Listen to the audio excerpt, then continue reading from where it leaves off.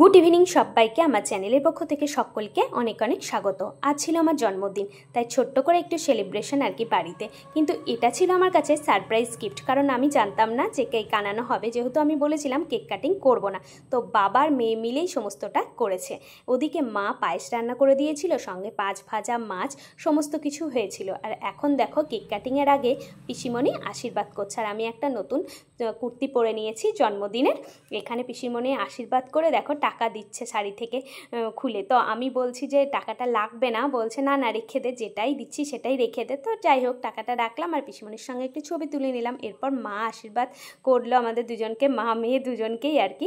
আর এখানে মাকে প্রণাম করতে গেলে মাও টাকা দিয়ে দিল, পুজোর আগে রেখে দিলাম আর কি।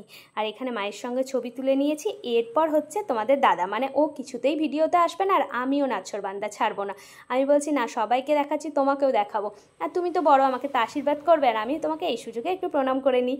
আর এই দেখো তো ছবি তোলা হয়ে গেছে। এখন সব থেকে চলে এসছে আমার বড় আশীর্বাদের লোক, আমার মেয়ে। আমি বললাম তুই আশীর্বাদ করবি? বললো হ্যাঁ। আমি বললাম বড়রা আশীর্বাদ করে তো ছোটোদেরকে। বললো আমি তো তোমার ছোটো মা, তাহলে তুমি যে মা বলো, তাহলে তো আমি তোমাকে আশীর্বাদ করতে পারবো। তো দেখো এখন সুন্দর করে আমাকে আশীর্বাদ করছে, তারপর তাপ দিচ্ছে, কত কিছু জানে দেখো।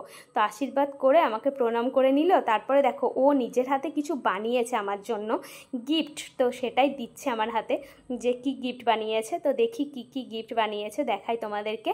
এই দেখো নিজের হাতে করে লিখেছি হ্যাপি বার্থডে মাম্মাম, তারপরে একটু ডিজাইন করেছি, কেক দিয়েছে, গিফট বক্স, আর এইদিকে আই লাভ ইউ মাম্মাম লিখে একটা ময়ূরের পালক দিয়েছে, আর ছোট্ট ছোট্ট করে সব এঁকেছে। দেখো মেয়ের এই গিফটটা পেয়ে আমি তো খুশি হয়ে গেছি, যেহেতু মেয়ে নিজের হাতে বানিয়ে দিয়েছে বলে কথা, তাই না বলো?